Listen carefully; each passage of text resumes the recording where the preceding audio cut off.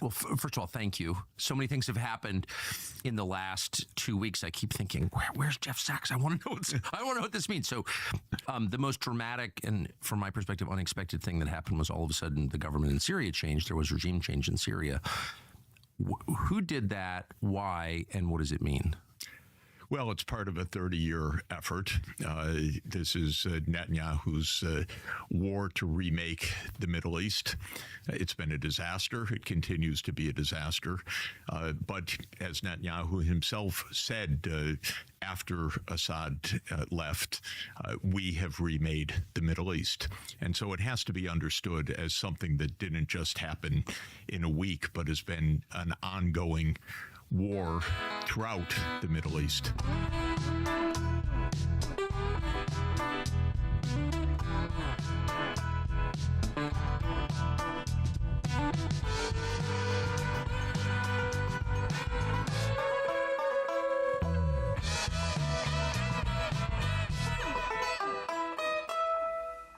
And maybe the right way to understand what's happened with Syria is to think back to a really remarkable occasion when Wesley Clark, the general who headed NATO, went to the Pentagon just after 9/11, and famously he was showed a piece of paper that said we're going to have 7 wars in 5 years, and he was completely dumbfounded. He said, "What does this have to do with anything?" And he was told that the neocons and the Israelis are going to remake the Middle East, and the 7 countries on the list are very telling. They were Lebanon, Syria, Iraq, Iran, and then in Africa, Libya, Somalia, and Sudan. And 7 countries. We've been at war in 6 of them now. And I mean we, the United States, on behalf of Israel, including in Syria. And so what happened in Syria last week was the culmination of a long-term effort by Israel to reshape the Middle East in its image. That started with Netanyahu and his American advisors in 1996 in something called Clean Break, which was a political document that the Americans and Netanyahu made when Netanyahu became prime minister. After 9/11, it went into full gear with the Iraq wars being the first of those wars. Clean break, what does that refer to? Clean break is we're going to make a clean break of the Middle East. A break with the past. We're going to break with the past. We're not going to have land for peace, which is the idea that Israel would have a Palestinian state next door. No, we're going to have greater Israel, and we're just going to bash anybody that doesn't like it. And we're going to do that by bringing down any government that supports the Palestinians. It's a rather shocking amount of hubris. It has been, in my view, a complete disaster for the United States and for the Middle East. It has been Netanyahu's MO since 1996, actually, and he's been prime minister more than half the time since then. And the United States goes to war on his behalf. And what happened in Syria is the culmination of that effort. So 7 wars in 5 years. Netanyahu came to the U.S. in 2002, after 9/11. Actually, he came in September 20th, 2001, if I remember correctly, and gave a speech that said, there's terrorism, but you don't fight the terrorists. You fight the governments that back the terrorists. That's the idea. So you go to war. You don't just have a kind of an anti-terrorism effort. You go to war. And the first of those wars was Iraq. But Syria was supposed to be exactly the next war. And the timeline was this remarkable idea of 7 wars in 5 years. According to all of the understanding that we now have from lots of insiders, from documents, from the archives, what happened was the U.S. got bogged down in Iraq. There was the insurgency. We didn't move onward to the next war, which was to be Syria, which was to happen already 20 years ago. But in 2011, what really brought Assad down last week started under Obama. And yes, and this is also interesting. It doesn't really matter who's president. This is long-term deep state policy. Obama ordered the CIA to overthrow Assad. So that started in 2011. But why would Obama want to overthrow Assad? Because Israel has run American foreign policy in the Middle East for 30 years. That's how it works. We have an Israel lobby. We have this clean break strategy. We have a plan for 7 wars in 5 years. And what's interesting is they actually kind of carry out this madness. They don't explain any of it to the American people. They don't tell anybody, but you can watch step by step. We've had 6 of those 7 wars. The only one that hasn't happened is Iran. And if you watch every day now, the MSM, the mainstream media, is pushing for U.S. war with Iran. Netanyahu's pushing for war with Iran. They're really trying to get this started to make 7 out of 7. But Obama, for no particular reason, by the way, but he launched 2 of these wars on the list of 7. He launched the war to bring down the Libyan government, Muammar Gaddafi, in the fall of, the war started in March 2011. And he and Hillary Clinton, his Secretary of State, said Assad must go in the spring of 2011. I remember scratching my head at the time saying, oh, that's interesting. How are they going to do that? Syria was a normal functioning country at the time, despite whatever you read, whatever propaganda is said. Syria was a normal functioning country. I recently dredged out a report by the International Monetary Fund on Syria in 2009 that praised the Syrian government for its reforms and its rapid economic growth and looked forward to continued years of economic development. In other words, it was not this wasteland or this battlefield. It was an actual normal country. Was it a threat to the United States?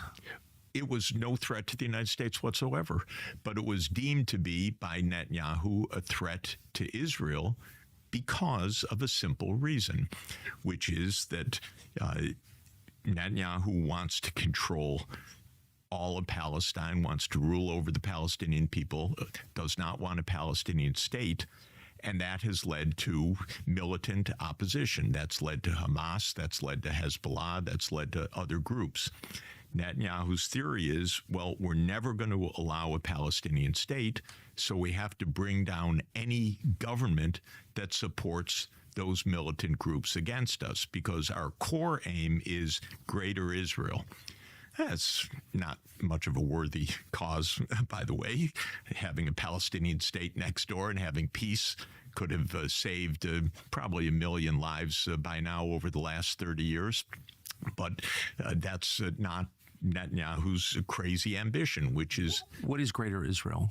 Greater Israel means, depending on how crazy the people are, either that Israel controls not only its geographic territory, but that it essentially controls or annexes the West Bank, the Golan Heights, which they've just enlarged, Gaza. Golan Heights being part of Syria historically. It was part of Syria. It's claimed by Israel and now with an expanded territory, and East Jerusalem. So everything that was captured in 1967, Netanyahu explicitly said, we're never giving that back.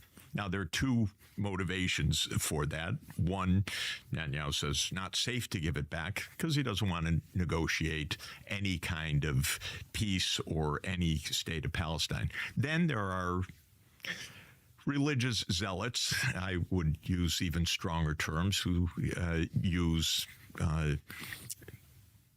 the book of Joshua, which is 2,700 years ago, that said, well, God gave us everything from the river in Egypt, meaning the Nile, to the Euphrates. And there are zealots in Israel, and they're in the government, who believe, yes, this is God's ordinance. We're going to take whatever we want. So the Nile to the Euphrates would include what? Well, if you take the greater view of this, it would include Lebanon, it would include Syria, it would include part of Iraq, it would include part of Egypt, and some of these people actually quote the Bible and say, we're going to do this. And it's a little sad and absolutely terribly frightening. But I'd say the more narrow vision is what they call from the river to the sea, from the Jordan River to the Mediterranean. That's taken as a pro-Palestinian chant.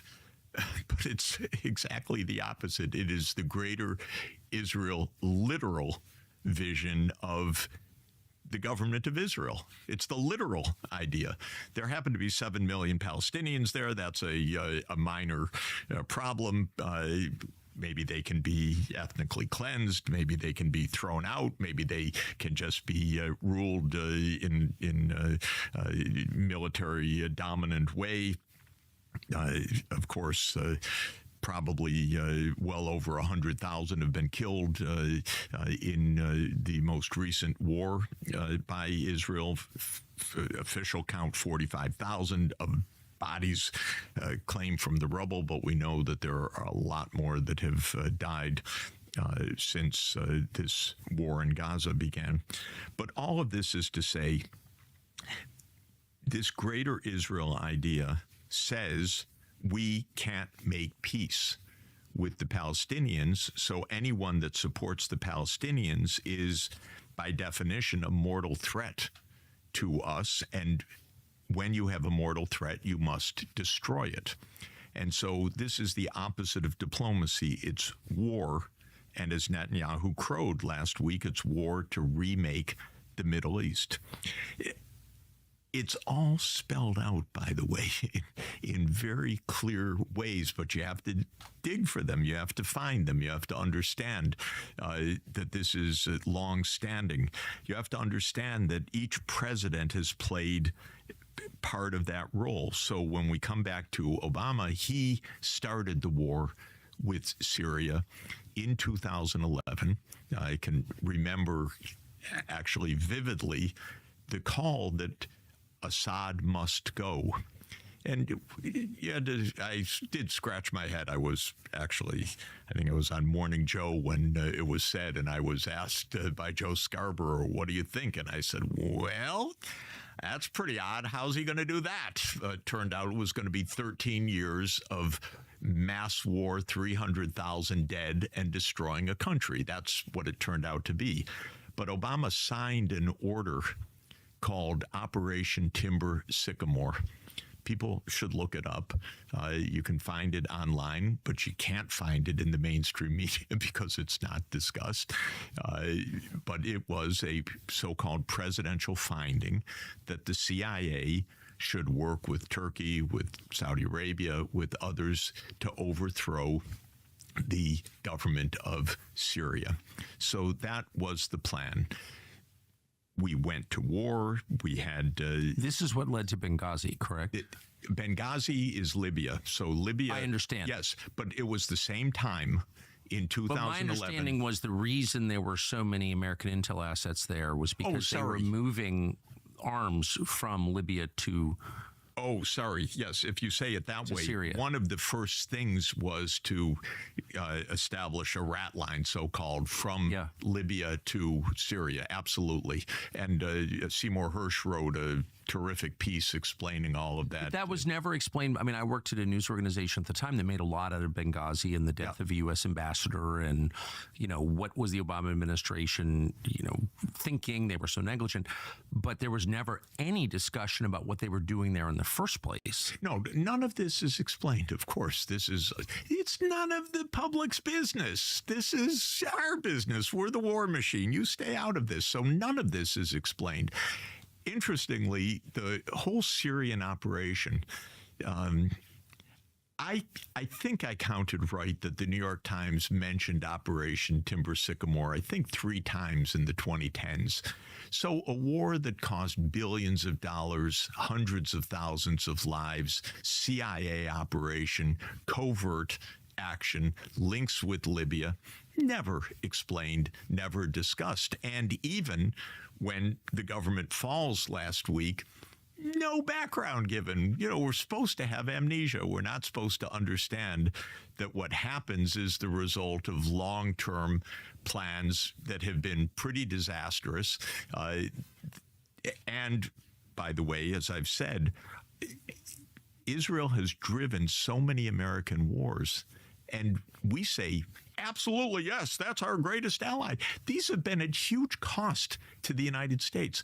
Cost of trillions of dollars, cost geopolitically, but somehow we gave away our foreign policy to Israel years and years ago, and it's been absolutely devastating. And it's interesting to go back and watch Netanyahu speak to the American people. Go look at a video clip of 2001, 2002. In 2002, in October, he comes and testifies in the Senate. And there's a nice clip of him promising how wonderful the war in Iraq is going to be because Saddam Hussein has weapons of mass destruction. He says 100% certain. Complete lies, by the way, and they knew that they were lies at the time. And it's going to be wonderful. We're going to topple that dictator, and then dictators are going to be toppled everywhere, and the young people of Iran are going to rise up.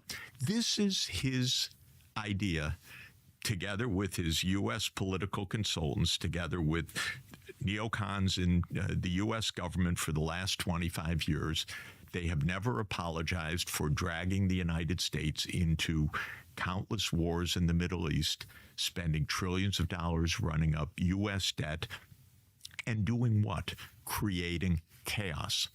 So just to go back to the 7 countries, because it's worth remembering, Lebanon, it barely exists as a functioning country right now. Syria, it's going to be picked to pieces. Don't believe, well, it's obvious in what we're seeing every day. Territorial integrity, yeah. Israel's just invaded from the southwest into deeper Syria. Turkey from the north. Russia has its area. The United States and the Kurds have their area. This place is just going to be a battlefield for years to come. Iraq, we know what happened with Iraq. Trillions of dollars, a complete destabilization of the country. Look at the other 3 wars. The United States broke apart Sudan. Why? Well, Sudan was an enemy of Israel, so we have to break apart Sudan. So we supported the South Sudanese.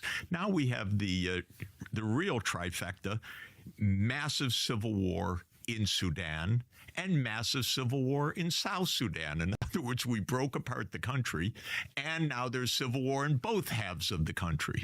Somalia basically doesn't exist as a country. Libya, it doesn't exist. It's a battlefield. It's a war zone. So that's 6 out of 6. And Netanyahu's crowing, now we go on to Iran. Do you ever feel like you can't trust the things you hear or read? Like every news source is hollow, distorted, or clearly just propaganda lying to you? Well, you're not imagining it. If the last few years have proven anything, it's that legacy media exists to distort the truth and to control you, to gatekeep information from the public instead of letting you know what's actually going on. They don't want you to know. But there is, however, a publication that fights this, that is not propaganda, one that we read every month and have for many years. It's called Imprimis. It's from Hillsdale College in Michigan. Imprimis is a free speech digest that features some of the best minds in the country addressing the questions that actually matter, the ones that are not addressed in the Washington Post poster on NBC News. The best part of it, it is free, no cost whatsoever, no strings attached. They just send it to you. Hillsdale will send Imprimis right to your house. No charge. All you got to do is ask. Go to tuckerforhillsdale.com and subscribe for free today. That's tuckerforhillsdale.com. The only way this stays a democracy is if the citizenry is informed. You can't fight tyranny if you don't know what's going on. Imprimis helps. It's free. Don't wait. Sign up now. Who's paid for all this? You have. I have. Of course. This is where does $28 trillion of debt come from? We've paid probably $7 trillion if you add it up, according to Brown University studies, for example. Something like $7 trillion has gone into this. Israel couldn't do this for one day. Israel, Netanyahu, we are lions. Yeah, right, you are liars. But we are the ones funding you, arming you, paying for all of this. That's the United States. And this is weird to me because we say yes to defend our ally. No. We're doing their foreign policy, which makes no sense, which doesn't lead to any peace, which leads to basically a war zone across the Middle East. And we say this is good for us. Why is this good for us? What's the United States getting out of any of this? We haven't gotten anything out of any of this except massive geopolitical isolation. The most recent votes in the UN, for example, put the United States alone with Israel. And I shouldn't exaggerate. We have Micronesia on our side.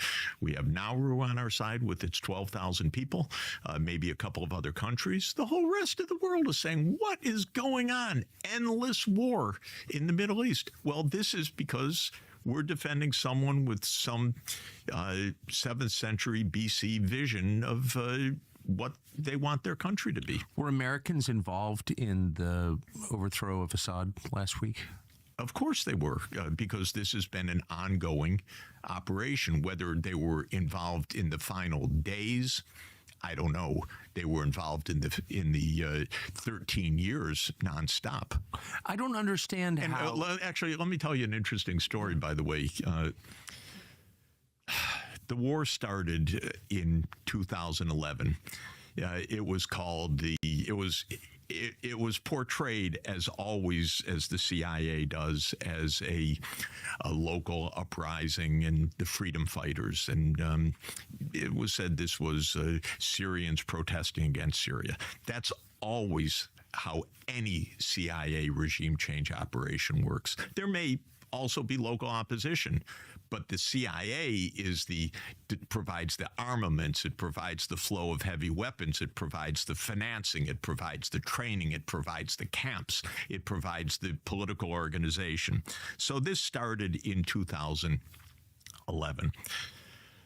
In 2012, there was already a bloodbath underway, and a lot of people dying, and a lot of civilians dying, and a lot of ancient historic sites, because this is the Fertile Crescent. This is the birthplace of humanity itself, of civilization, being destroyed.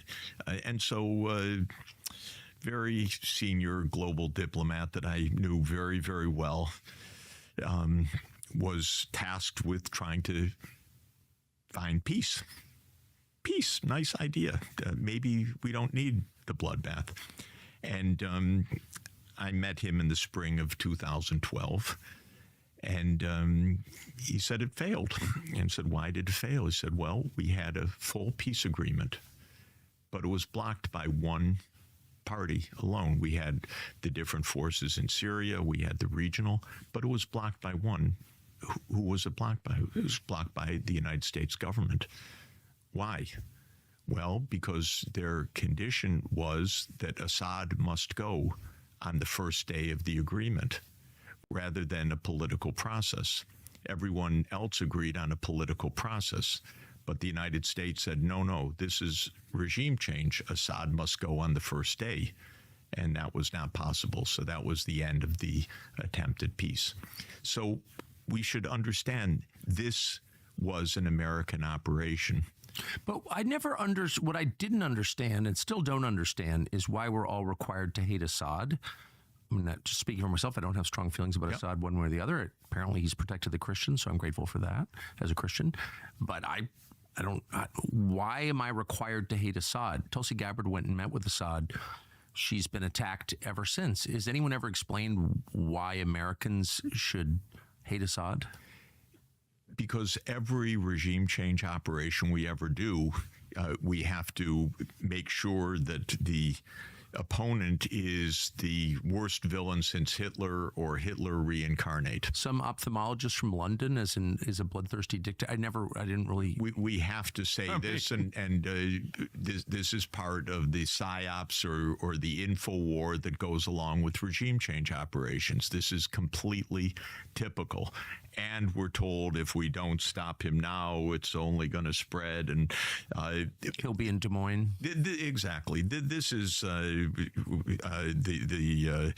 Nicaraguans were going to be in Harlingen, Texas. Remember, this is standard fare.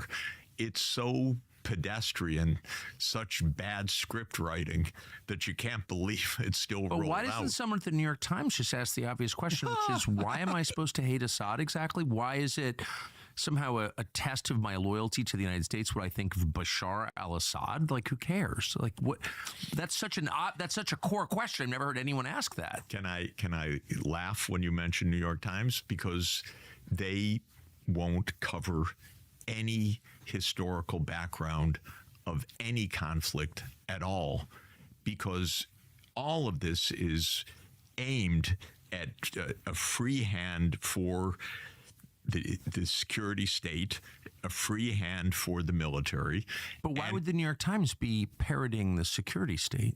Well, I think that's a question that goes back decades, partly because it's staffed in part by probably people from the intelligence agencies. We've known that for years. I don't know. At the New York Times. Who we know in the past the CIA just had reporters on the payroll. I mean, whether they do or not now, I have no idea. So I'm not making a current claim, but we know that that's a historic fact.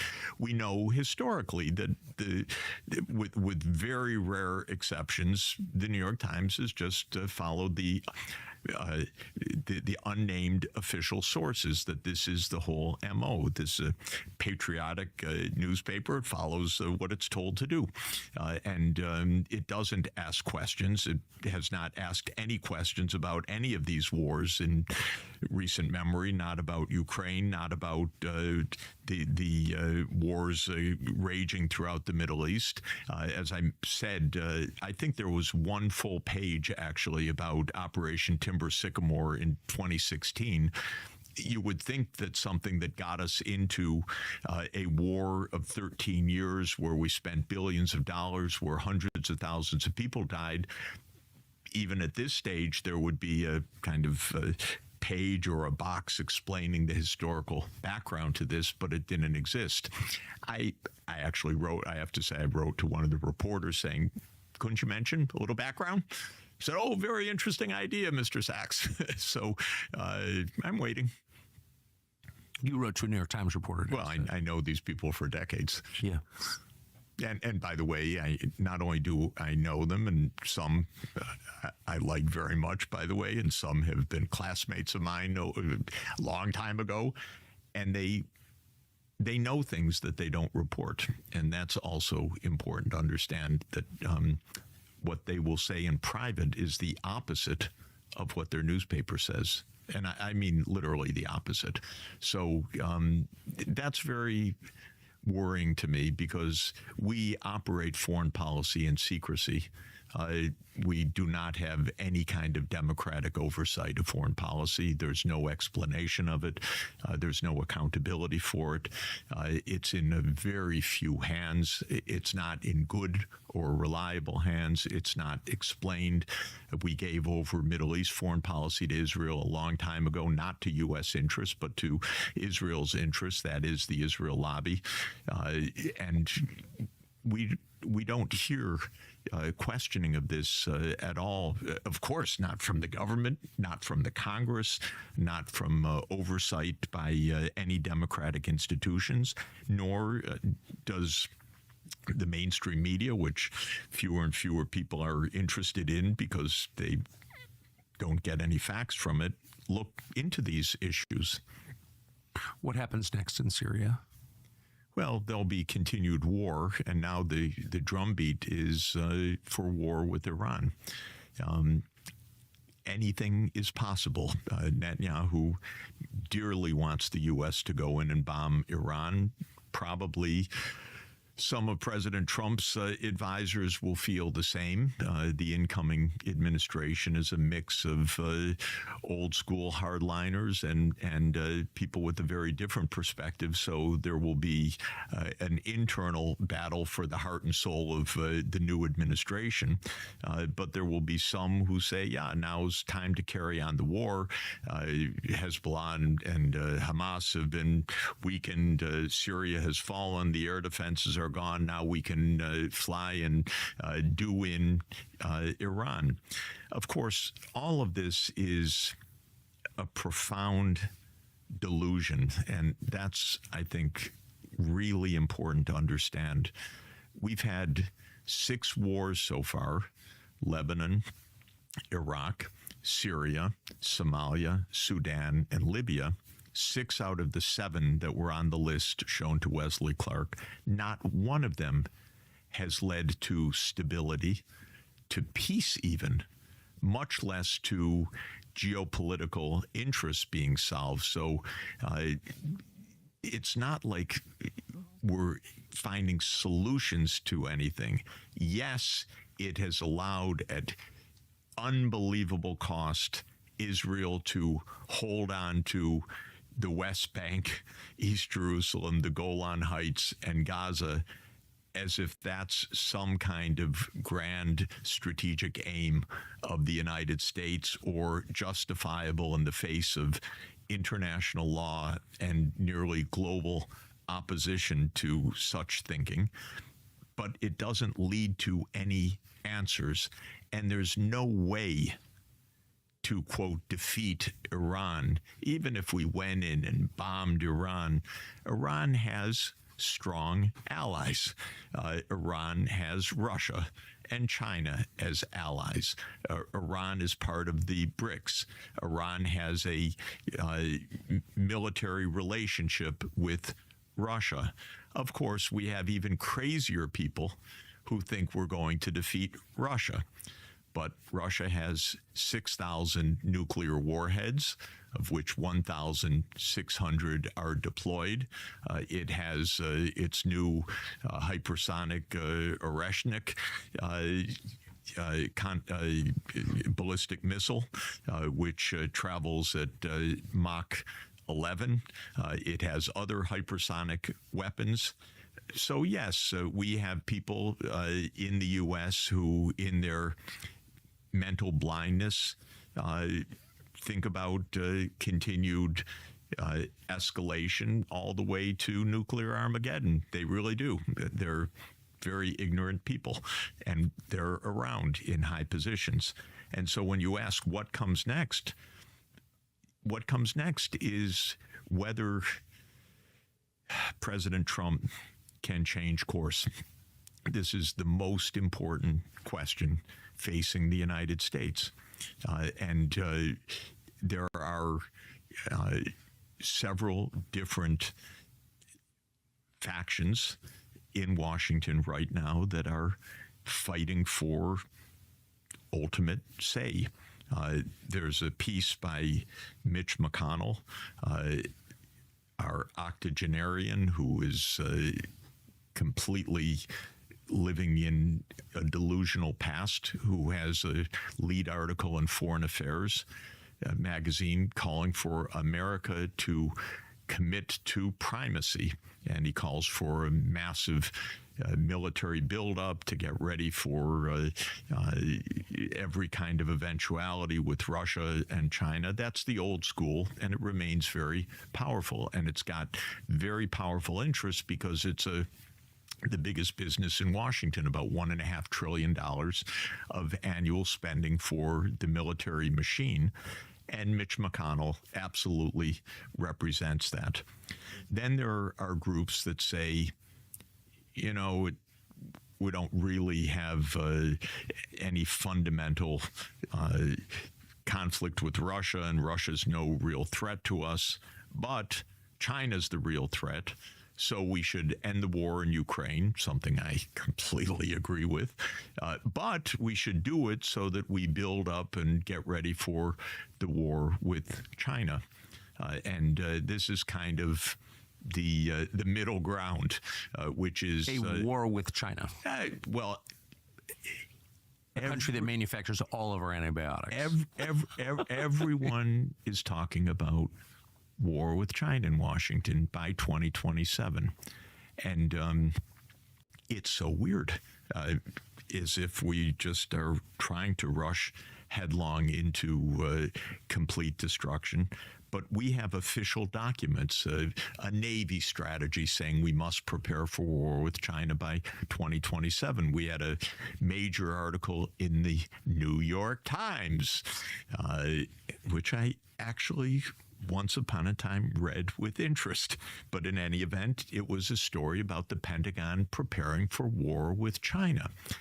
And I wrote the reporter, actually. This is another, I know these people for decades, so I wrote the reporter and I said, thank you for writing that story. I was happy to read it now because there'll be no time to read it after the war. We'll all be dead. So I'm glad that we have the story now. And the reporter wrote back to me right away, said, Jeff, the editor, I had put in 3 times that the Pentagon doesn't want this war, but the editor took it out 3 times. And I don't really know why. And I didn't notice that in the hurrying to finish the piece. Do you understand that? You're one of our world's great journalists, a person writing a front page story about war, and she's written 3 times the Pentagon doesn't want it, and the editor takes that out all the time, and she didn't recognize that. That's the New York Times. I don't know even what that means. But well, that's when you quit. I mean, you can't allow that. This is so amazing. But yes, there is a group gearing up for war with China. It's unbelievable. Nuclear superpower with a much larger army in their on their shores. I mean, the whole thing is beyond belief. Then there is a group. There actually is a group that says, "Hey, we don't need war with anybody. We're not threatened. The United States is more secure than at any time in history, and any time that a country could be secure. We have 2 big oceans. No one can attack us. We have every amount of deterrence. China does not threaten us and could not threaten us. And so what are we talking about war this way? Why are we in war with Russia in Ukraine? And that is a U.S.-Russia war, as everybody should understand. Why are we at war all over the Middle East? And that is a U.S. war. We've got absolutely troops on the ground I mean, we have troops on the ground, of course, but we have forces on the ground. They're often CIA or covert. But yes, this is our wars. We're paying for them. We're financing them. We're arming them. We're the intelligence, if you can use that word. Why do we need a war with China? And so there are people who say, hey, why don't we make business, advance technology, actually have some attention to our economic needs, not go bankrupt in the process? And that group is also part of the Trump incoming team. And this is probably the most consequential question that a country could face, is which of these different voices will prevail in this new administration. This time of year, we are focused on our families because we're apt to be with our families, celebrating together. And it's the time of year where you might ask yourself, what happens when you're gone? What's left behind? Well, protect your family's future and peace of mind with a product called Policy Genius. Policy Genius has one goal: to make it easy to find and buy life insurance, so your loved ones have something when you're not here. Something they can use to cover debts and expenses if something unexpected happens, because unexpected things do happen. With Policy Genius, you don't need to struggle to do this. You can find life insurance policies that start at $292 per year for $1 million of coverage. Some options are 100% online, and that lets you avoid unnecessary medical exams, which is always good. Policy Genius combines digital tools with the expertise of real licensed agents. You compare quotes from America's top insurers side by side for free, and there are no hidden fees.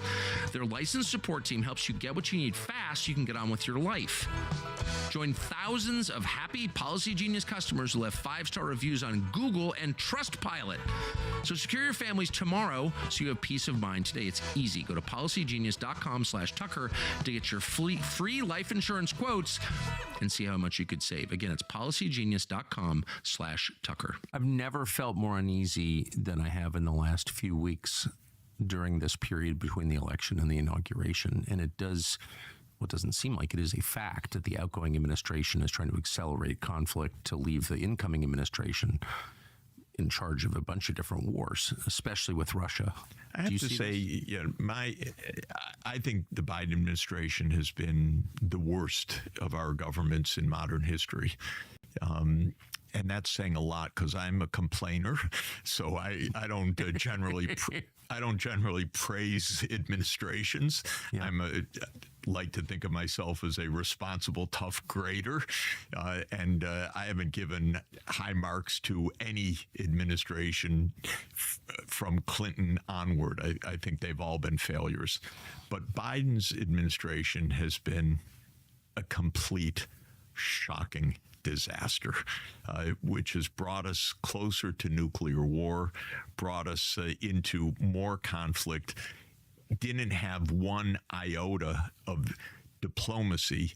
I don't count diplomacy meaning you go talk to a junior ally. I mean diplomacy meaning you talk to someone on the other side to figure out how to appear not power. To escalate. Yeah, exactly. We know, you know very well, and you heard it recently from the Russian foreign minister, that our Secretary of State and the Russian foreign minister have not spoken at all for years. This is the most mind-bogglingly stupid approach to our security and survival imaginable. And as far as we know, and this is what Lavrov said in his interview with you, Biden and Putin have not spoken once since February 2022. It's just unbelievable. To not even speak, to not try to understand each other's position, to not discuss, to not try to find a way out, when now the most accurate assessment is that there are at least 1 million Ukrainians dead or severely wounded since February 2022, and the United States hasn't lifted a finger, not even one time, to try to talk to the other side. So, yes, this has been a shockingly terrible government. Biden, we don't know really. You may know, I don't know whether he's compos mentis. I don't know whether the guy thinks. I'm told till 4 p.m. he can still function to some extent. I don't know if it's true. But Jake Sullivan, Antony Blinken, I regard as complete failures. Sullivan's job is our security. He's not made us any more secure. He's made us profoundly insecure. And we're getting closer and closer to nuclear war. And the only way we avoid that realization is to laugh away every statement, and President Putin said it again today, by the way, that we are absolutely mocking Russia's serious red lines. Is that really for our security, that we don't have a discussion about them even? And we're not. And everything, yes, is escalating. We see little fires being set all over the neighborhoods of these war zones. And it's not only throughout the Middle East and the drumbeat for war with Iran. It's not only Biden authorizing the use of long-distance strikes into Russia, which, as President Putin has accurately said and has not been denied by the United States, are actually U.S. strikes on Russia. But this is incredible. How would we feel if Russia were attacking the United States? Would we say... And trying to kill the president, which we are trying to kill Putin right now. Would we say, that's just fine? Don't worry if Americans are getting a little upset about that. But that's literally what Biden has approved. And then we see hotspots around. You have to be, really into this to be following them. But in the country of Georgia in the South Caucasus region, there's a little typical regime change maneuver that's been underway in recent weeks. It will not succeed, but the aim was to destabilize that region. The hand of the U.S. is absolutely clear in that. We see in Romania another bizarre episode where a presidential election was in its second round, and the lead candidate was saying we should end the war with Ukraine. And the Supreme Court of Romania annulled the election, claiming Russian interference. And so that candidate that was calling for peace could not win election. We're seeing those kinds of events all over. What are we seeing in South Korea? In South Korea, of course, we saw something that we don't understand that's also mind-boggling, which was an attempted coup by the president of Korea, President Yoon, who called out the military to surround and arrest the parliament. And ultimately, the coup failed and the president was thrown out of office. But why he made that coup is not absolutely clear. And the U.S. reaction was bizarre. The U.S. said, we're watching with concern. That was all. It didn't say anything about restore the constitutional order or we're against the coup or anything else. And there was a glimmer of possible reason. I don't want to overstate any certainty on this because this is, of course, also not analyzed properly or made public, so we don't have the information. But the week before the military action, the coup attempt, there was a visit by the Ukrainian defense minister for armaments from South Korea, something that the United States has been pushing very hard for. The United States has been trying to get South Korea to ship arms to Ukraine because the U.S. Inventories are depleted. And South Korea, under its law, cannot do so because it cannot ship arms to belligerents that are engaged in war. And the parliament opposed it. The parliament president does not have a majority in the parliament, or the former president, and the opposition opposed the armaments. So there's some possible relationship with this, that when Yoon declared martial law, he said that that the opposition was siding with the North Koreans. That was his statement. And some read that as a way to clear the way for South Korea to enter the Ukraine war with massive arms shipments. I don't know whether that's the case, but it wouldn't surprise me if that's the case. Maybe we'll find out. It happens that the acting president was my first PhD student at Harvard now, so I go back with him 44 years, which is nice. Amazing. Yeah, just a coincidence. So that's amazing. I meant to ask you, why did Russia stand aside as Assad fell? I think that it was first of all, a military choice because Russia is in the midst of a very tough war along a 1,200 kilometer front in Ukraine, and it did not want to divert any major military effort in that direction. Second, the proximate reason why Assad fell was that the main military backing of Assad was Hezbollah forces and the Iranian Guard, and they had both been, especially Hezbollah, had been very badly mauled by Israel in the last month and a half, and had pulled its reinforcements from Syria to reinforce Lebanese positions.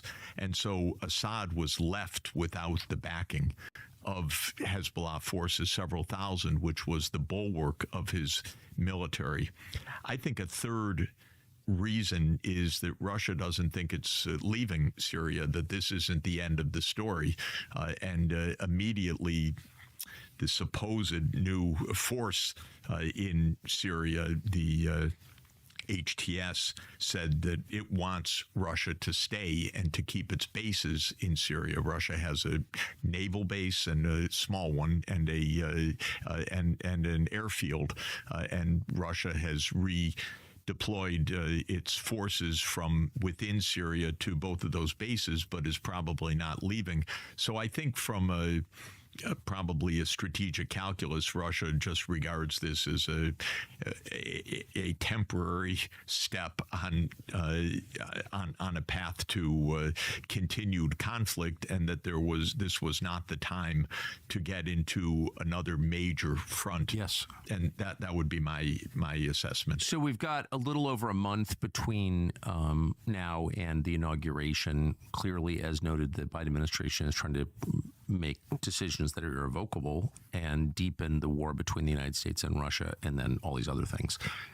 If you were the Trump people right now, before the inauguration, what would you be doing?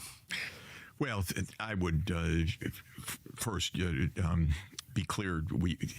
Under the Constitution, Biden is president till January 20th. I think it's right to say that Biden should not put America into further insecurity. He's done enough damage. And so I think it's right for every political figure to say to Biden, you're at the end of your term, and the world is very dangerous. You do not have a mandate to increase the danger. You should never have authorized the use of ATACMS and other U.S. missiles in deep strikes into Russia. Stop further provocations now. So I hope that politicians of both parties, and I think President Trump can also make this clear, it's not to take over the government until January 20th, but Biden absolutely, in my view, is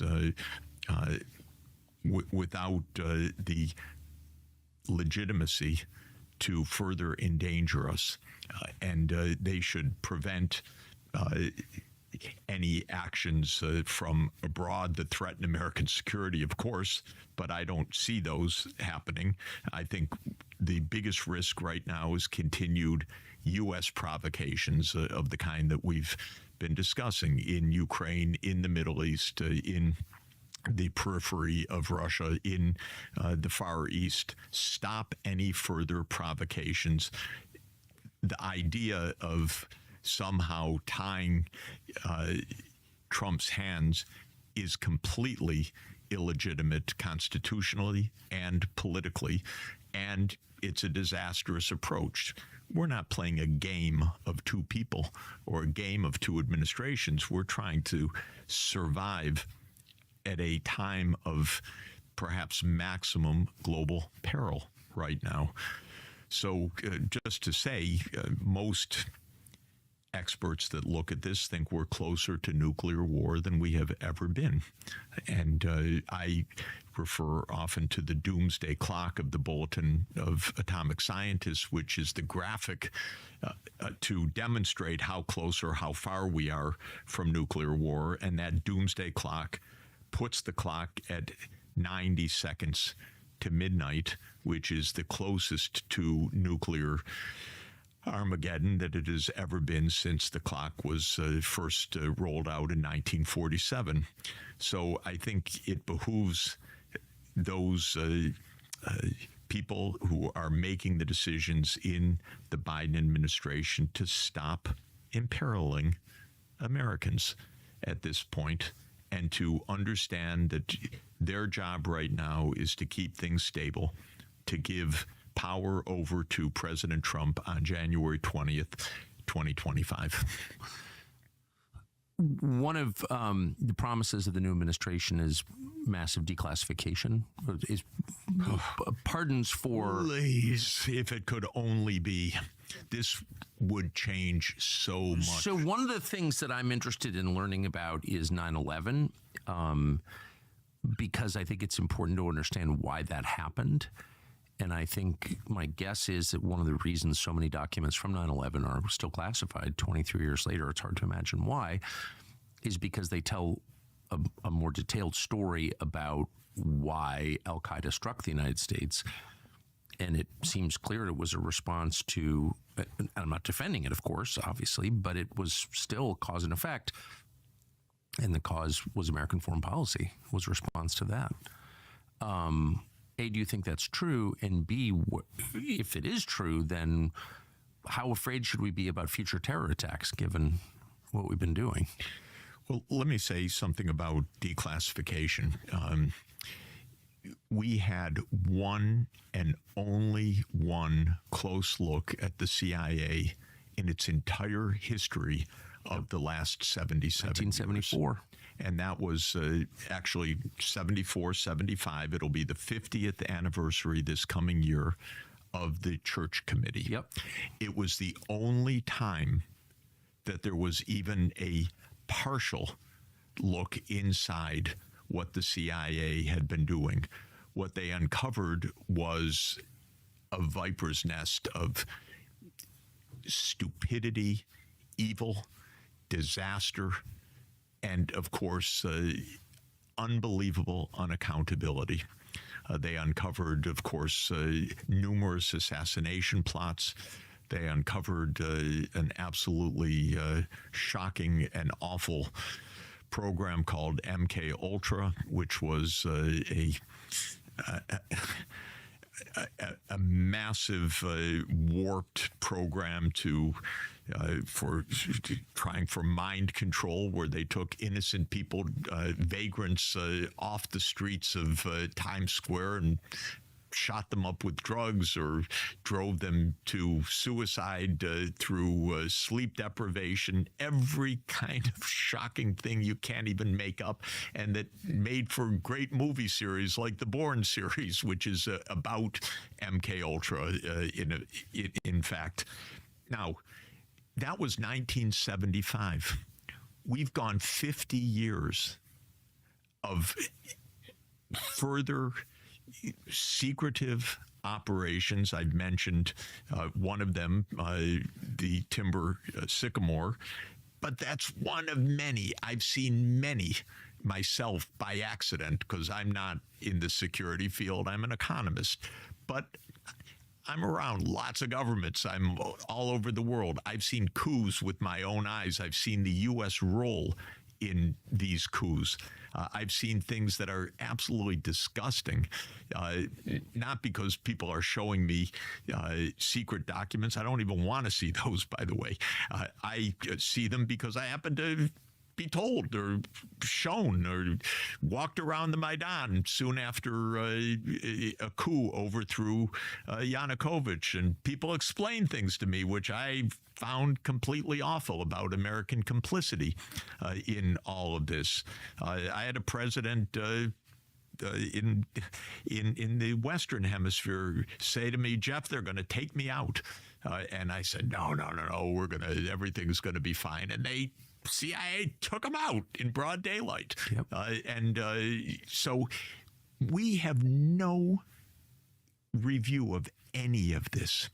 We have gone to war repeatedly on false pretenses. We have gone to war repeatedly in so-called covert operations. They're not covert to the people being affected. Well, that's right. But we just hear denials. We hear stupidity from the New York Times, a complete imbecility, childishness, that they don't want to ask any single question. What about the Maidan? What was the U.S. government doing there? Well, it's easy enough to find out. What were the decisions taken in overthrowing various regimes? What about a number of assassinations that we have every forensic reason to know were conspiracies that the U.S.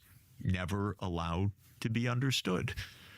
Whether any of this is ever found, I don't know. But if it is, it would change the course of America back to a true republic. Because what happened in this country is that we were overtaken by the security state. And we became a system of confidentiality and unaccountability. And it's a big, massive machine.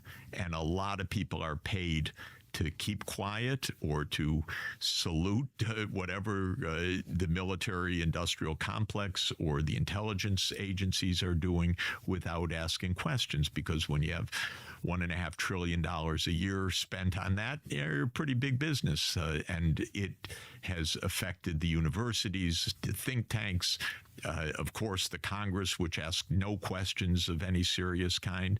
And so major events of fundamental significance for our insecurity take place without any truth-telling at all.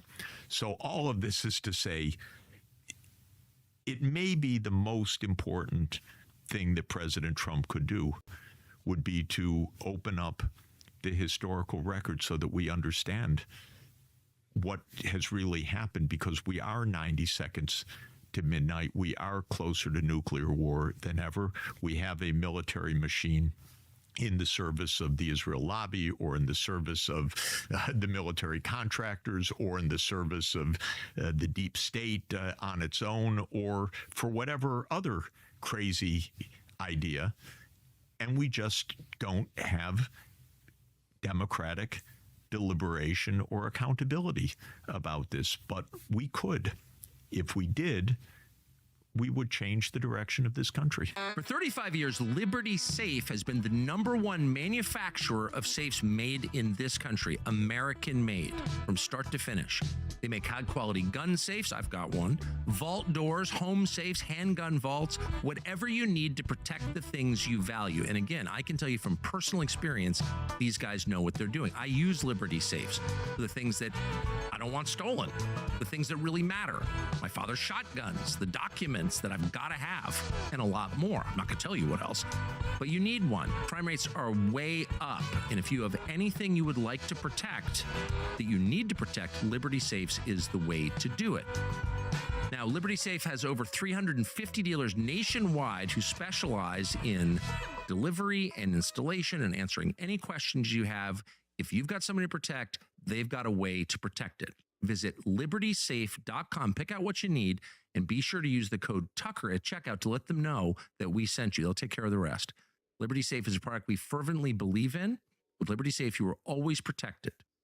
Well, the system is designed with accountability at the heart of it, and we have oversight committees in the House and the Senate that are supposed to be making certain that the intelligence community, the IC, is operating in accordance with the Constitution of the United States. That's their job. They obviously don't do their job, but what they do is very interesting.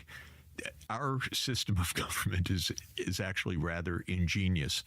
It's ingenious because you can buy a piece of government at very low cost. If the military-industrial contractors just buy off a couple of committees, that's enough because they're the only ones that have responsibility. Yes. If the health insurers just buy off the health committees in the House and the Senate, that's enough. If the Israel lobby just gets its hold on a couple of committees, they run American foreign policy in the Middle East. So what I have found to be ingenious about our completely corrupted political system is how inexpensive it is to buy your corner of the story. You don't control everything. No one controls everything. But if you want to control healthcare, it's a couple committees. If you want to control the military-industrial machinery, that's just a couple of committees. And so there is no oversight, and there won't be oversight until there is public oversight. Nobody oversees themselves, and the idea that a few congressmen, and I know some of them, that they're really constraining anything that the CIA or the intelligence community does, no way. Let me. We've talked about it before, but they're puppets. They're puppets of it completely, and they're funded. They need some scrutiny. They're funded by it.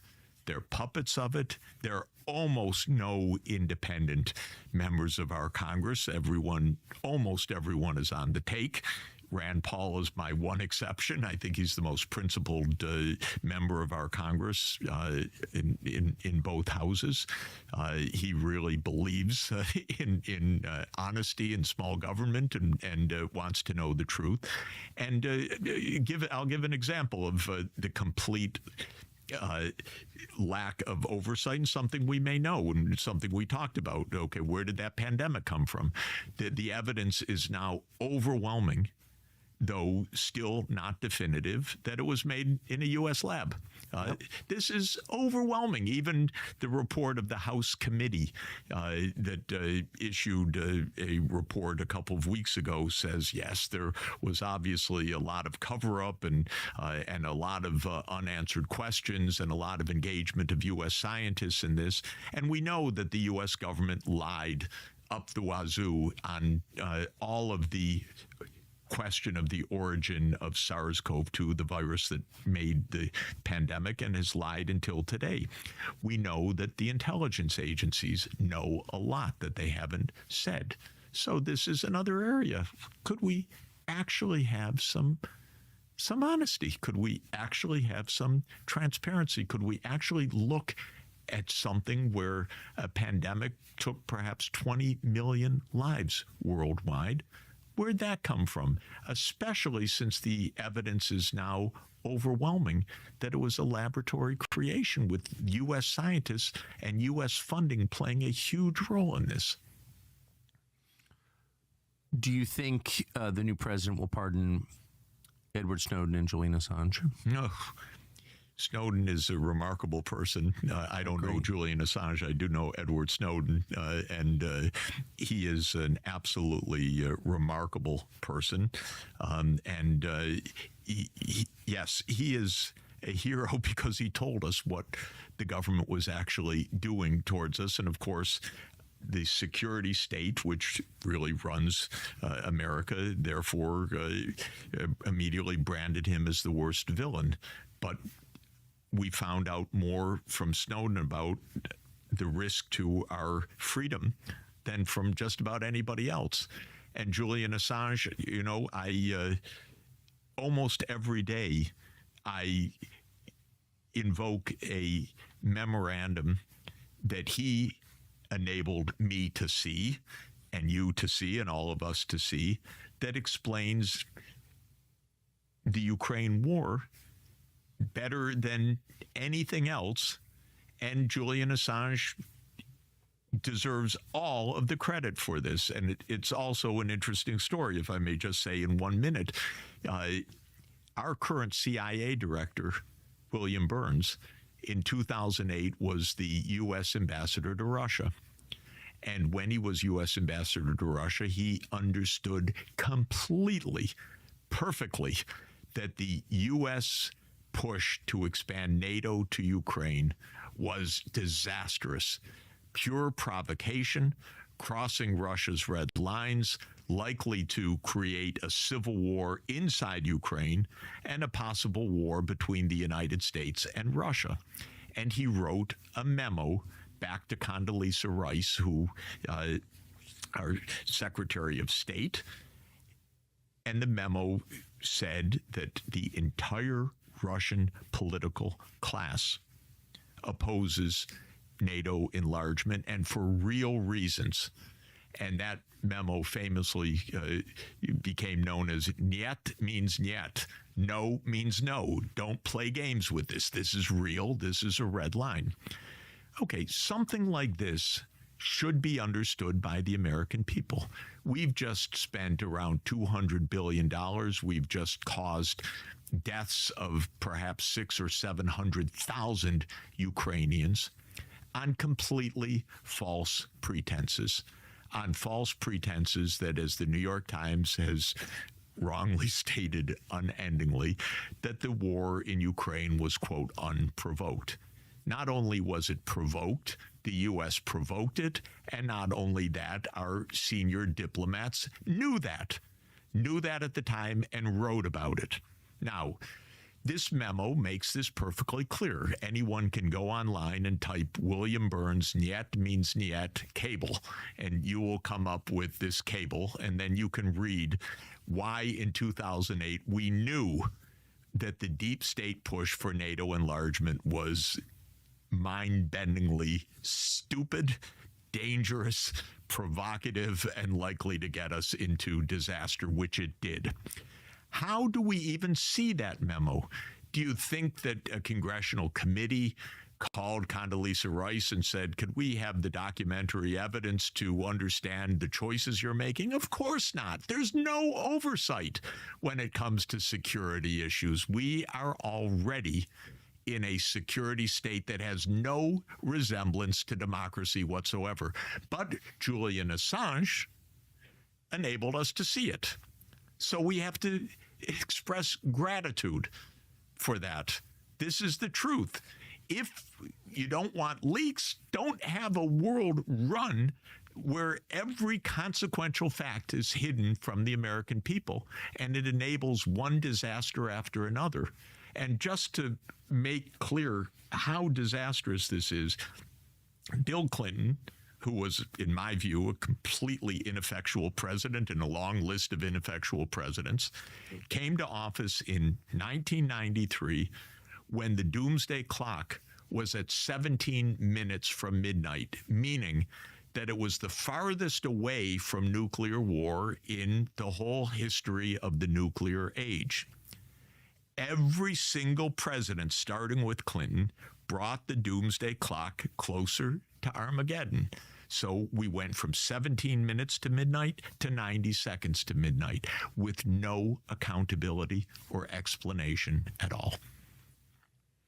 Do you think it's fair to say that anyone who opposes pardons for Ed Snowden and Julian Assange should be looked at with suspicion, or is it actually an enemy of the country? Well, I think that they may just be ignorant or don't understand, or maybe they're New York Times readers. You know, in other words, there are a lot of people who really don't understand the situation right now, don't understand how dangerous it is, don't understand how lawless it is, don't understand how we're driven by these long-term aims that are absolutely disastrous. I thank Mitch McConnell, by the way, for writing his essay that the goal is primacy. Too late. If our goal is primacy, and we pursue that like this octogenarian who can barely function anymore says we should, we'll all get blown up. We'll move from 90 seconds to midnight to 60 seconds to midnight to 30 seconds to midnight and goodbye. Because we can't have a world where the United States says we're in charge of everything. If you aim that way, we will end up with World War III that will not go well. Well, we're begging South Korea for munitions, so the truth is we don't have the power to affect that anyway. But you know, this is the interesting thing. Already, you could know back in 2014, don't overthrow the Ukrainian government. You could know in 2015, honor the Minsk agreement that would end the war. You could know in 2021, negotiate with Russia because actually Ukraine, I won't even say Ukraine, the United States cannot win a war in Ukraine against Russia. We knew that, but these are not clever people.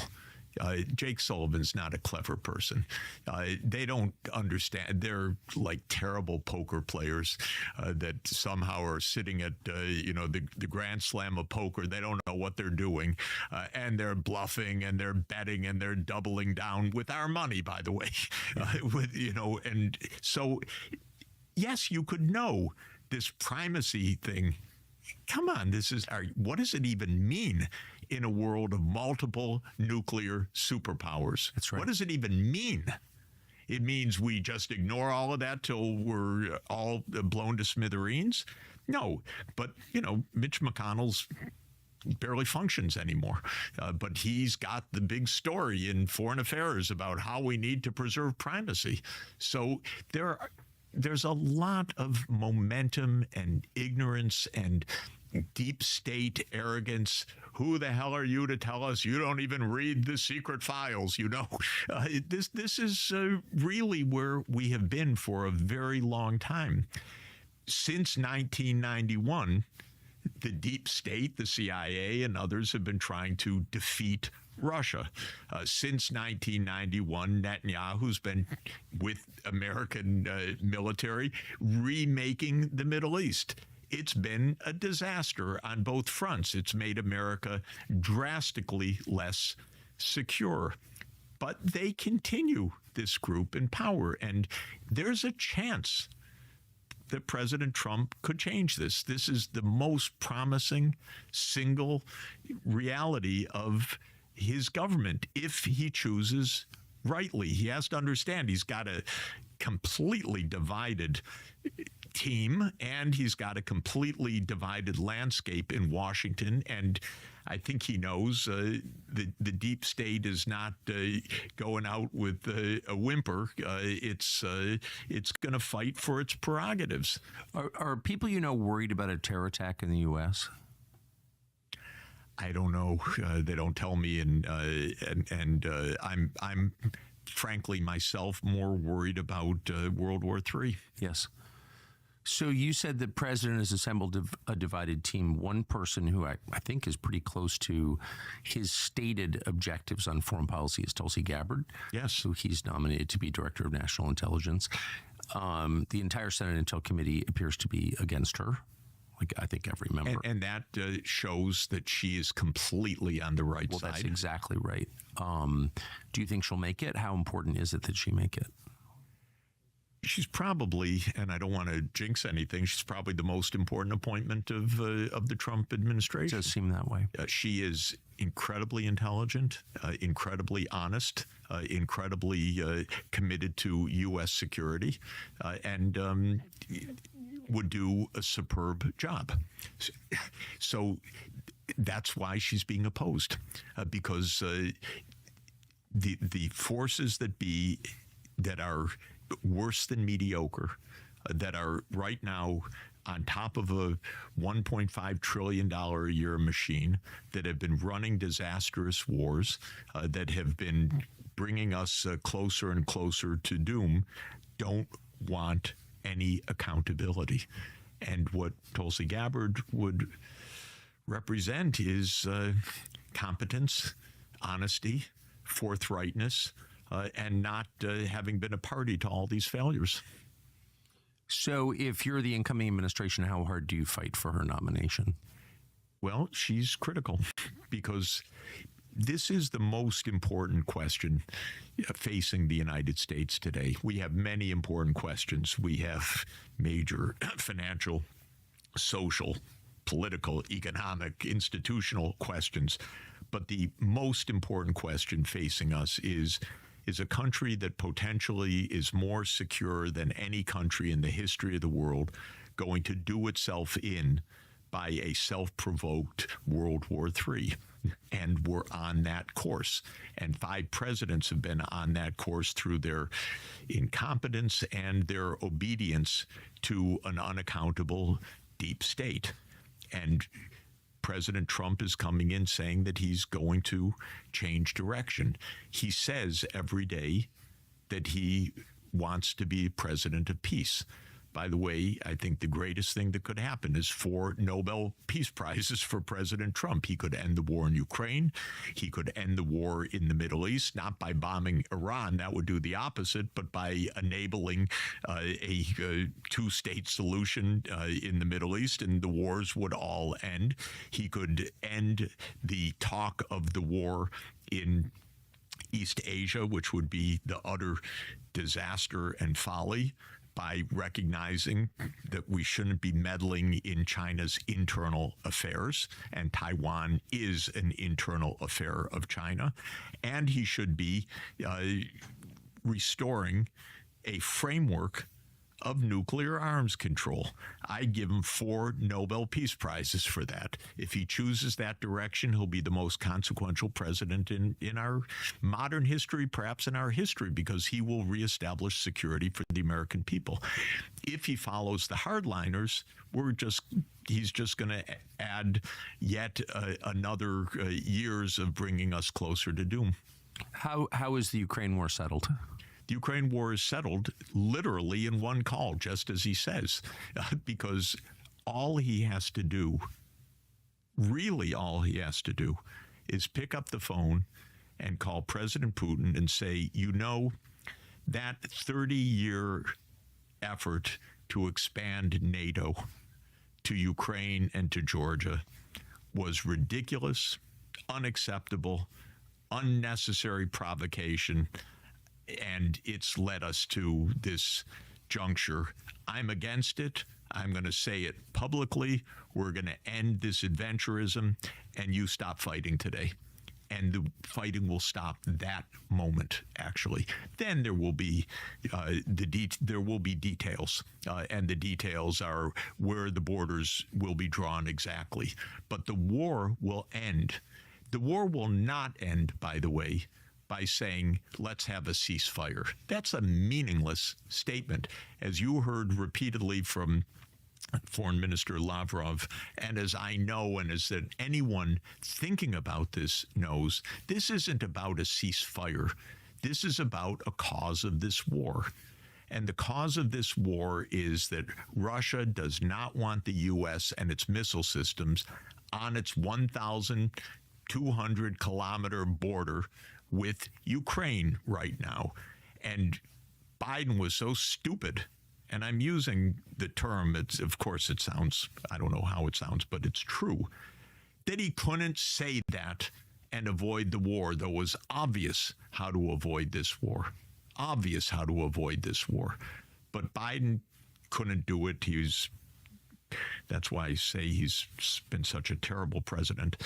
And I think that President Trump wants to do it this way. Now, again, he's got people around him of many different views. Some say, promise him, just ask for a ceasefire, freeze the conflict, armistice, Korean solution, 1953. This is completely beside the point. Russia isn't going to freeze the conflict. It's actually winning on the ground. But why is it fighting? It's fighting because it does not want this regime, which was installed by the United States in 2014, to have U.S. bases, NATO, U.S. weapons and missile systems on its border. And the fact that Biden just proved the point by saying, yeah, we'll fire the missiles into Russia, make it all the more clear why they're concerned about this. This isn't an idle threat. This isn't some dumb thing. They're being hit right now by U.S. missile systems, by U.S. Personnel firing these missile systems. So it's not an idle threat. So people who say freeze the conflict, they don't get it.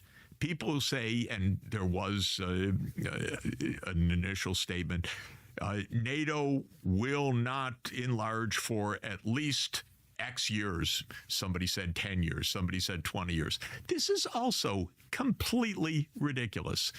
Then another idea. Well, we'll give Russia this territory, Donetsk and Lugansk, and maybe Kherson and Zaporizhia and Crimea, but all the rest of Ukraine will be part of NATO. Of course not. It's the same deal. This is ridiculous.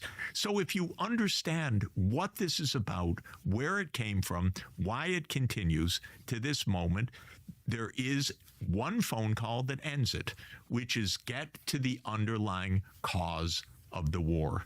The underlying cause of the war, going back to a decision that Bill Clinton made in 1994, is the decision to expand NATO to Ukraine. And by the way, they want to expand it to the South Caucasus, to Georgia, which is also in turmoil right now. It's very interesting, Tucker, that Zbigniew Brzezinski spelled this out to the letter in 1997. And it's fascinating to read his account. All wrong. He got it completely wrong, but he spelled it out. And what he said was in his book, The Grand Chessboard, in 1997, we should expand NATO eastward. We should expand Europe eastward. And we should ask the question, what will Russia do? Russia won't like it. So Brzezinski spends a whole chapter, what will Russia do? And he asks the question, well, could Russia ever align with China? Nope, that's not going to happen. Could Russia ever align with Iran? Nope, that's not going to happen. Russia's only choice is to accede to the U.S. action. So in 1997, it was perfectly clearly understood what is the strategy, what are we going to do, and what will happen. The only problem is it was wrong. Yes. This is the only problem. He got it completely wrong. And you can go back and, to his credit, he wrote his prediction. It's wrong. But why are we still playing that game until today? Why did Biden exactly continue on that failed course? Because he's a failure. That's why. Because he didn't understand. Because he's surrounded by mediocrities at best. The Biden administration has tried to kill Vladimir Putin. That's a fact, I think. And they funded separatist groups within Russia, probably going back before Biden. Well, this has been, by the way, CIA ops to have separatist groups everywhere. And fascinating, just if I could mention, because it's almost humorous, except that it's so tragic. There was I don't remember the exact name, but something around 1998 called the Chechnya Friendship Committee. Chechnya, okay. Burning issue for the United States? I dare 1 in a million of your listeners to know exactly where Chechnya is in its history, because who knows, who cares? But if you look at the Chechnya Friendship Committee, it was the blue ribbon committee of American neocons. Just big Brzezinski right there. Everyone that wants the hard line. Why? They couldn't care for one iota of a moment about Chechnya. Of course not. They wanted to break up Russia. Everything is antagonism. So they fund Islamic extremism. So they funded the jihadists everywhere. Exactly. And by the way, it's not even... we made Al-Qaeda. I think everyone understands this. We made Osama bin Laden. We made this the overthrow in Syria, where they're saying, "Oh my God, it's HTS."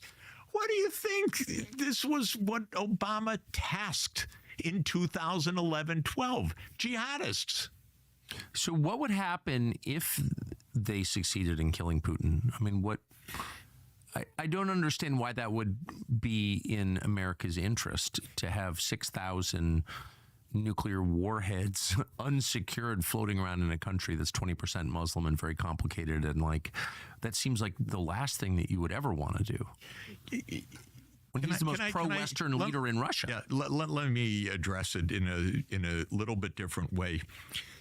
in the last year, the leaders of Hamas wanted to make peace with Israel. And their political negotiator was a man named Hania. What did Israel do when the peace feelers came out? They assassinated him to make sure that there would be no attempt by Hamas to make peace. Nasrallah of Hezbollah. For real? For real. He's the one that they killed at the inauguration of Yes, Pezeshkian. I remember, but that was after. He was the political negotiator for Hamas, and they wanted to try to find a peace. Israel hates the idea that there would be negotiations with Hamas. The idea is to remake the Middle East through war, not through a peaceful negotiation. Then Nasrallah in Hezbollah wanted to make peace with Israel. What did they do? They killed him, of course. This is a basic point. Kill the peacemakers. This is very important to understand. You assassinate the people that might want to negotiate. And this was something that JFK learned, I think, the hard way. Well, this is the modus operandi of the CIA, and it's the modus operandi of Mossad, and it's the modus operandi of this deep state, which is you're not aiming for peace. You're aiming for primacy. You're aiming for dominance. You're aiming to remake the region in your image. You're resisting any call for compromise. Yitzhak Rabin, when he wanted to make peace, he was assassinated. Kill the peacemakers. But what we know is that this is state action. We know this in the United States. Kill the peacemakers. We know it of Mossad. Rise and kill. And they've done it repeatedly in front of our eyes. So it's not the harshest enemy you try to kill. It's the one that threatens you not with war, but with diplomacy. That's what they dislike. They don't want peace. They want primacy. This is really a different thing. Where is it getting us? Since the whole thing is completely delusional, it's getting us closer and closer to nuclear annihilation. How could anyone think you'd kill the president of a nuclear superpower? Of course, it's the most mind-boggling, wrong-headed idea. I have no information about that. What I do have information about is the ones that they actually kill. By the way, I also know through lots of discussions, and I can't go into all of them because I just have been lucky to have fascinating discussions. Iran has been asking for peace and for reaching out to the Biden administration for the last 2 years. How do we take that? Oh, they must be vulnerable. Now we must kill them. That's the idea. It's so weird. Iran is reaching out for peace now? Iran has been for 2 years. There have been I talked to an intermediary recently. I've talked to many diplomats in the last in most recent months. By the way, there's an astoundingly oh my God, an astoundingly insightful episode that was reposted of PBS NewsHour with Robert McNeil interviewing Henry Kissinger and Jack Matlock in 1994. So this is the 30th anniversary of this show. And the show was on NATO enlargement. And Matlock, who was the U.S. ambassador to the Soviet Union and a wonderful diplomat and a very, very smart, fine man, was saying in 1994, don't provoke. We have peace now. Don't expand NATO. We've said we won't, we shouldn't. And if Russia ever becomes belligerent again, of course we would reconsider and take action. But right now, there's no belligerency. There's no reason to provoke. Kissinger is incoherent, actually, which is unusual. But Robert McNeil kind of can't even fathom what Kissinger is saying until Kissinger finally stumbles out with the statement, and I won't get it exactly right, but he says something to the effect, if you can't provoke Russia when they're weak, how are we going to provoke them when they're strong? And it's just such a weird idea that there's no moment when you could actually try to make peace, because if they're weak, definitely don't make peace, because if you try not to provoke them then, well, then you won't be credible when they're strong. And so the idea is you always must be aggressive. So Kissinger was saying in 1994, of course we need to expand NATO. And yes, Russia won't like it, but they're weak now, so they can't resist. Later on, by the way, he came to understand that expanding NATO to Ukraine was just too far. He actually did reach that understanding in 2015. But watching him in 2004 is very interesting, because 2004 was the year that the decision was made. And this is also something very important to understand about our foreign policy. It's not that a president comes in and then we have a new foreign policy, and then another president, we have a new foreign policy. These things are very deeply set courses. These wars in the Middle East go back 30 years. This war against Russia actually goes back to 1945 at the end of World War II, but in the current version goes back to 1991, and by plan to 1994. When Clinton laid out the NATO enlargement, and then Brzezinski spelled it out for the public in 1997, but it was decisions already taken. So we can watch Kissinger in 1994 explaining, yeah, if Russia's weak, take advantage of them. This is the time to take advantage of them. This is what gets us into such unbelievable insecurity. We could be the safest people in the world in history. No one could conceivably attack us, and yet we're 90 seconds to midnight. Do you have any expectation that will change? I'm counting on President Trump to change this. I think his instinct is right. I think his sense is right. I think he doesn't like war. I really do. You know, he doesn't. He displayed that in the first term. And he said that repeatedly now. This is the best thing we have going for us. Now, in his first term, he hired a lot of very irresponsible people that like war, or that like duplicity, or that like the deep state, or that like unaccountability, like John Bolton, one of my least favorites among all of these. Fair. And Trump hired them. So the question now is probably not his deep sense, which I think is absolutely right, but now his tactical sense inside the U.S. government. Please don't let the deep state continue on a path that it's been on, and don't let the normal hardliners, because Washington is filled with people who have been on the payroll of the military-industrial complex their whole careers. Don't let them dominate policy. And the incoming administration is such a mix right now.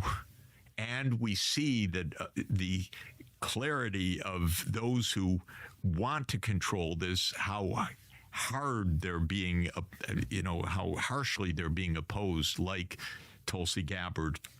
Or let me say Bobby Kennedy, though his department is health, but he understands this peace side as well very clearly. These are the ones that they're fighting, because we have been for, I'd say, again, 30 years at least, and arguably basically 80 years since the end of World War II, on a particular jag, which at least Mitch McConnell does us the service of naming by its name, which is primacy. And if we continue on that course, Trump will fail and the United States will be gravely endangered. And if he reverses that course, he stands to be a great and historic president. Because there's so much at stake, you sort of wonder what the people who oppose that kind of reform would do. I mean, the national security state has been eager to use violence abroad again and again and again, murdering people. As I said, trying to murder Putin. Would they, or are you concerned that they would be willing to use that domestically? I think there's no doubt that they've used assassinations at home. I'm of the view that JFK was the first clear case of that at home. This is a long story, and some people roll their eyes at it, but I've spent much of my life reading, studying, examining this. I think it's quite arguable for Bobby Kennedy the same way, and I don't think that there have been scruples inside about keeping prerogatives.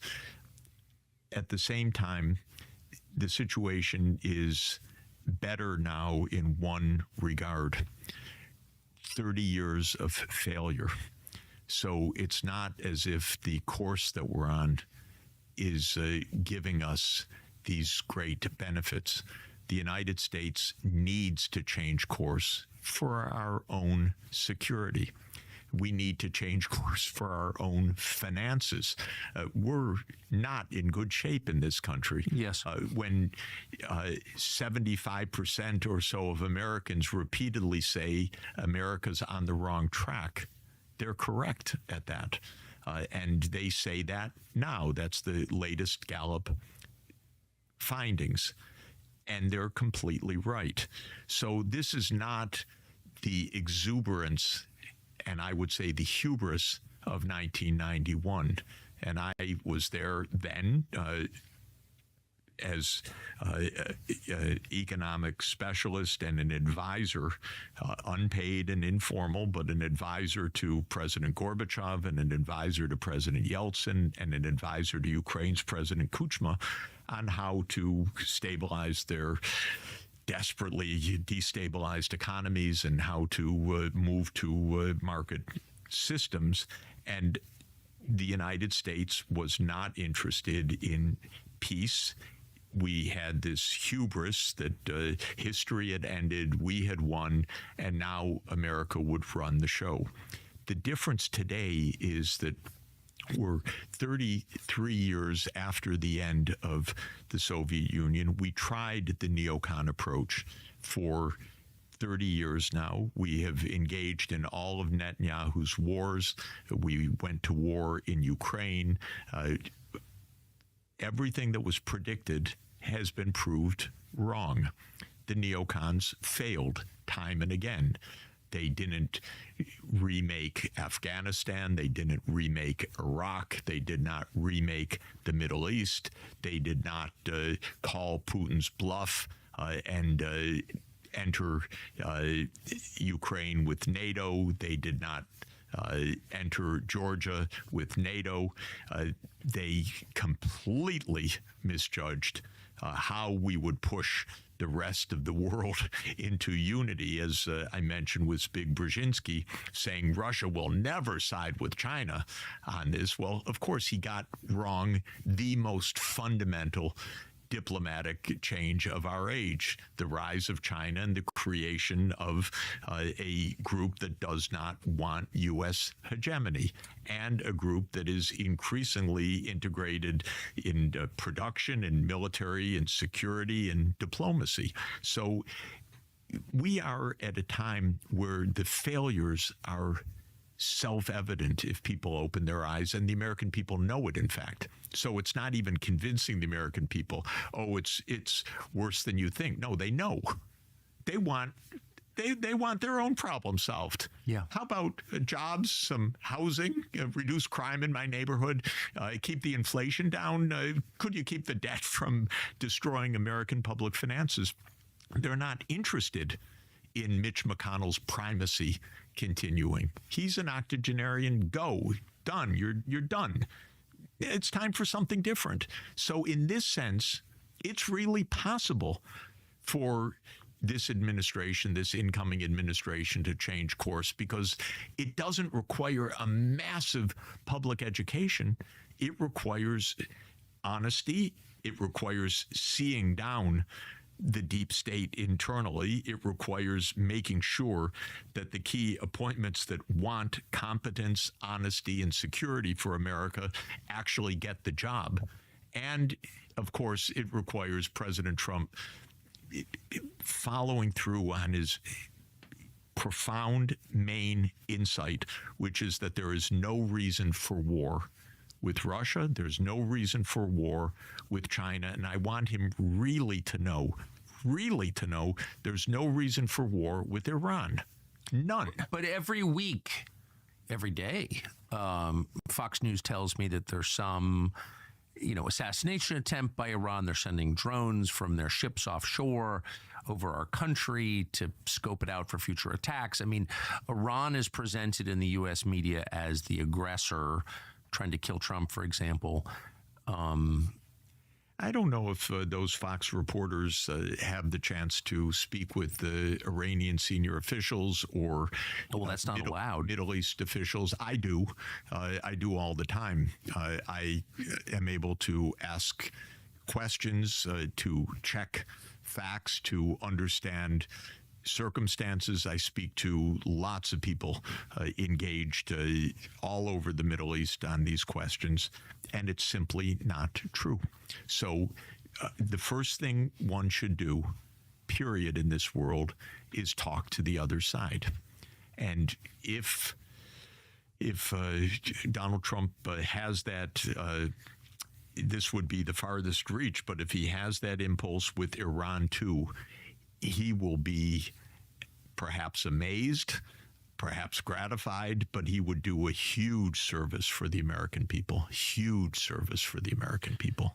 My sense is that, a war with Iran feels inevitable. I'm obviously opposed to it, but tell us how you think that would go if it happens. There's nothing inevitable till it happens. Amen. So thank you. This is extremely important. A war with Iran will be World War III. So that's the point. Iran is not alone, and it will not remain alone.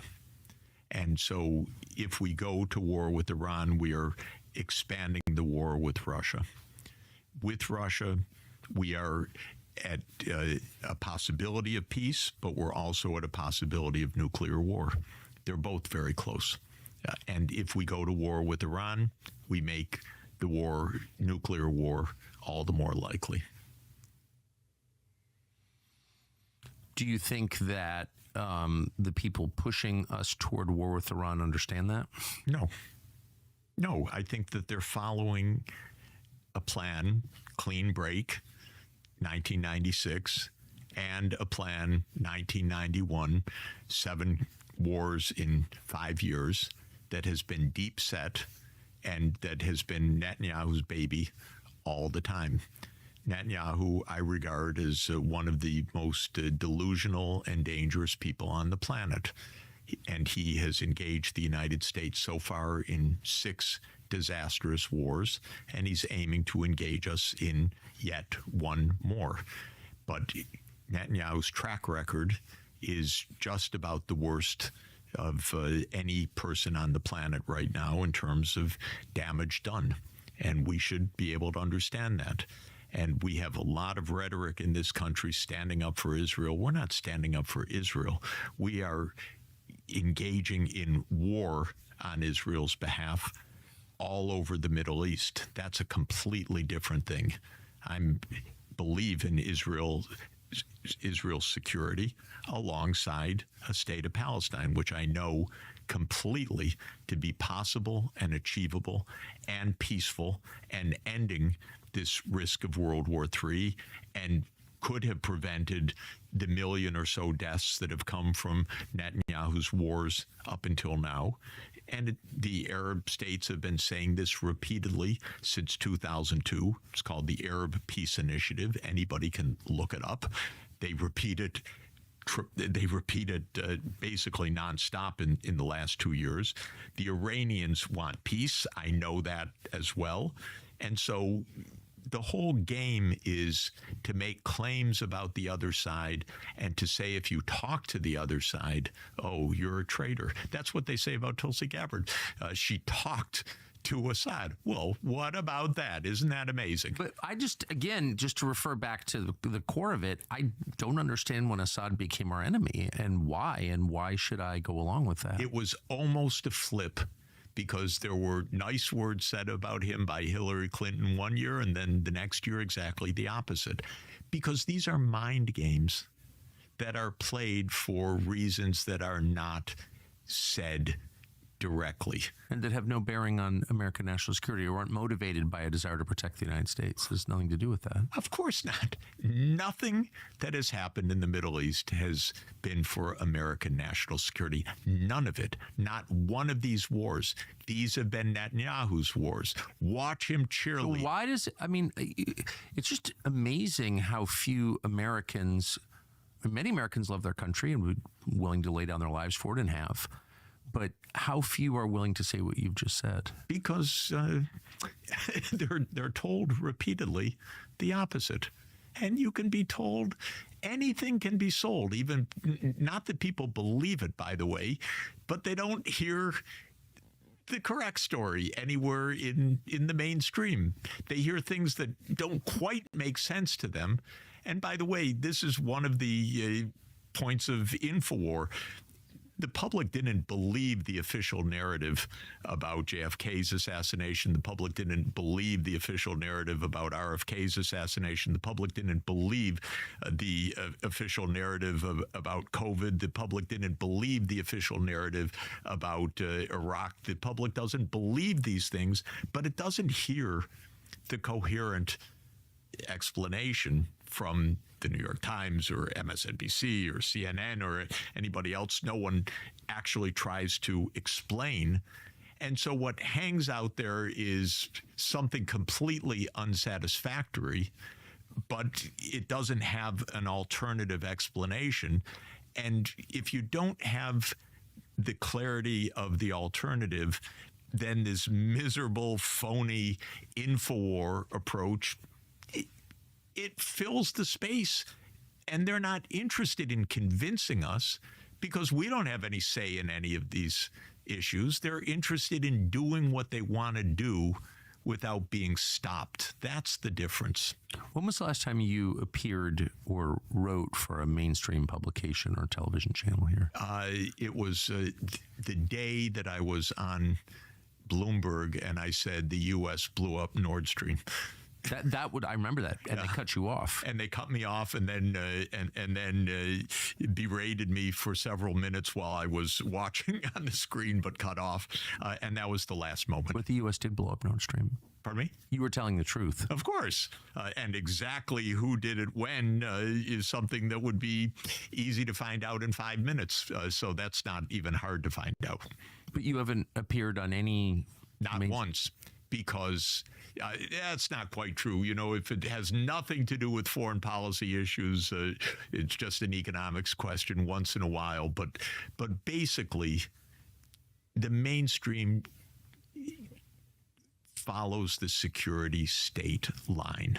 But so, I mean, and they're acting against their own interests. This is not flattery, but it's just true. Whenever we do an interview with you, it gets millions of views and people love it and we make revenue off it. And it's like, it's good business to have you on. I happen to agree with you and think you're wise, but it's not like people don't want to hear what you're saying. Lots of people do. We've proven that. People want to hear some explanations. No, but you specifically, so you were a fixture on different channels, NBC, for example.